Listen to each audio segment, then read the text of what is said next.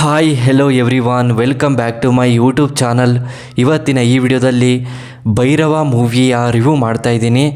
ಈ ಮೂವಿಯ ಸ್ಟೋರಿ ಏನು, ಕಲೆಕ್ಷನ್ ಏನು, ಬಜೆಟ್ ಏನು, ಯಾವ ಯಾವ ಭಾಷೆಯಲ್ಲಿ ಬಿಡುಗಡೆಯಾಗಿದೆ, ಯಾರ್ಯಾರು ನಟ ನಟಿಯರು ಇದ್ದಾರೆ, ಹಾಗೆಯೇ ಈ ಮೂವಿಯ ಹಲವಾರು ಮಾಹಿತಿಗಳನ್ನು ಈ ವಿಡಿಯೋದಲ್ಲಿ ತಿಳ್ಕೊಬರೋಣ. ಅದಕ್ಕೂ ಮುಂಚೆ ನಮ್ಮ ಚಾನಲ್ಗೆ ಸಬ್ಸ್ಕ್ರೈಬ್ ಆಗಿಲ್ಲ ಅಂದರೆ ಸಬ್ಸ್ಕ್ರೈಬ್ ಮಾಡಿಕೊಂಡು ಕೆಳಗಡೆ ಕಾಣ್ತಿರೋ ಬೆಲ್ಲೈಕನ್ನು ಕ್ಲಿಕ್ ಮಾಡಿಕೊಳ್ಳಿ. ಬನ್ನಿ ಗಾಯ್ಸ್, ಇವತ್ತಿನ ವಿಡಿಯೋವನ್ನು ಶುರು ಮಾಡೋಣ. ಮೊದಲು ಈ ಮೂವಿಯ ಮೇನ್ ಲ್ಯಾಂಗ್ವೇಜ್ ಬಂದು ತಮಿಳ್ ಆಗಿದೆ, ಹಿಂದಿಯಲ್ಲಿ ಡಬ್ ಆಗಿದೆ, ಹಾಗೆಯೇ ತೆಲುಗಿನಲ್ಲಿ ಡಬ್ ಆಗಿದೆ ಅಂತ ಹೇಳಬಹುದು. ಹಾಗೆಯೇ ಈ ಮೂವಿಯ ಬಾಕ್ಸ್ ಆಫೀಸ್ ಕಲೆಕ್ಷನ್ ನೋಡಿದ್ರೆ 62 ಕೋಟಿ, ಹಾಗೆಯೇ ಬಜೆಟ್ ನೋಡಿದರೆ 38 ಕೋಟಿ ಬಜೆಟನ್ನು ಹಾಕಿದ್ದಾರೆ ಅಂತ ಹೇಳಬಹುದು. ಹಾಗೆಯೇ ಈ ಮೂವಿಗೆ ರನ್ನಿಂಗ್ ಟೈಮ್ ಒಂದು 173 ನಿಮಿಷಗಳ ಕಾಲ ಈ ಮೂವಿಯನ್ನು ತುಂಬ ಅದ್ಭುತವಾಗಿ ಕೊಟ್ಟಿದ್ದಾರೆ. ಬಿಡುಗಡೆ ಆಗಿದ್ದ ದಿನಾಂಕ ಜನವರಿ 12, 2017ರಲ್ಲಿ ಬಿಡುಗಡೆಯಾಗಿರುವಂಥ ಸಿನಿಮಾವಾಗಿದೆ ಅಂತ ಹೇಳಬಹುದು. ಹಾಗೆಯೇ ಈ ಮೂವಿಯ ಡೈರೆಕ್ಟರ್ ಬೈ ಭರತನ್, ಹಾಗೆಯೇ ಈ ಮೂವಿಯ ಪ್ರೊಡಕ್ಷನ್ ಕಂಪನಿ ವಿಜಯ್ ಪ್ರೊಡಕ್ಷನ್.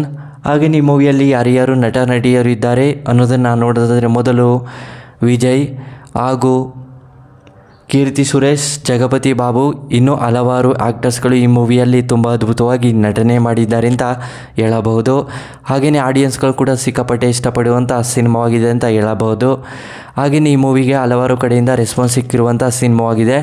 ಹಾಗೆಯೇ ಈ ಮೂವಿಯಲ್ಲಿ ತುಂಬ ಕಡೆಯಿಂದ ಸಾಂಗ್ ಕೂಡ ಸೂಪರ್ ಹಿಟ್ ಆಗಿದೆ ಅಂತ ಹೇಳಬಹುದು.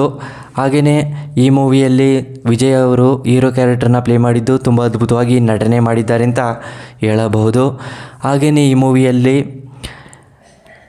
ಕೀರ್ತಿ ಸುರೇಶ್ ಅವರು ಹೀರೋಯಿನ್ ಕ್ಯಾರೆಕ್ಟರ್ನ ಪ್ಲೇ ಮಾಡಿದ್ದು ತುಂಬ ಅದ್ಭುತವಾಗಿ ನಟನೆ ಮಾಡಿದ್ದಾರೆ ಅಂತ ಹೇಳಬಹುದು. ಹಾಗೆಯೇ ಈ ಮೂವಿಯ ಒಂದೇ ಸ್ಟೋರಿ ಹೇಳೋದಾದರೆ, ಭೈರವ ಅನ್ನೋ ವ್ಯಕ್ತಿ ಇರ್ತಾರೆ. ಭೈರವಗೆ ಅವ್ರಿಗೆ ತಂದೆ ತಾಯಿ ಇರ್ತಾರೆ. ಭೈರವ ಏನು ಮಾಡ್ತಾರೆ ಅಂದರೆ, ಅವರು ಒಂದು ಹುಡುಗಿನ ತುಂಬ ಪ್ರೀತಿಸ್ತಾ ಇರ್ತಾರೆ. ಅವನಿಗೆ ಭೈರವಾಗ ಫ್ರೆಂಡು ಕೂಡ ಇರ್ತಾರೆ ಅಂತಲೇ ಹೇಳ್ಬೋದು.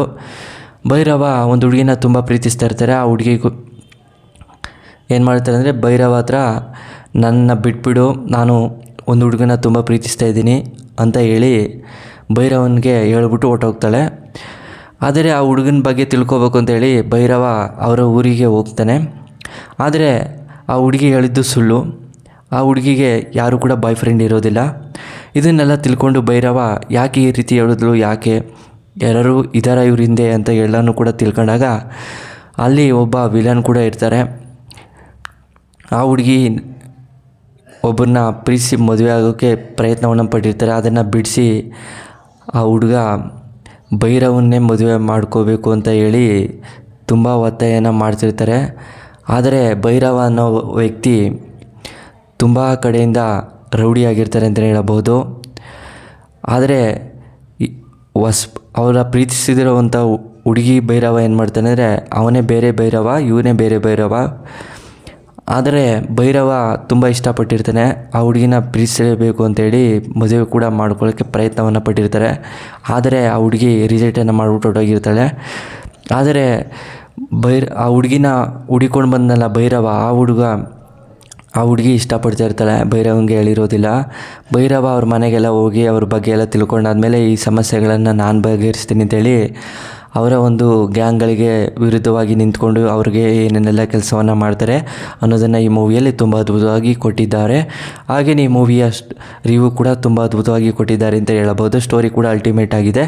ನನಗಂತೂ ತುಂಬ ಇಷ್ಟ ಆಯಿತು. ನಿಮಗೇನಾದ್ರು ಇಷ್ಟ ಆದರೆ ತಪ್ಪದೇ ವೀಕ್ಷಿಸಿ. ಹಾಗೆಯೇ ಸ್ಟೋರಿ ಕೂಡ ಎಂಡ್ ಆಗುತ್ತೆ. ಸ್ಟೋರಿ ರಿವ್ಯೂ ನಿಮಗೆ ಇಷ್ಟವಾದರೆ ಶೇರ್ ಮಾಡಿ, ಲೈಕ್ ಮಾಡಿ. Thanks for watching.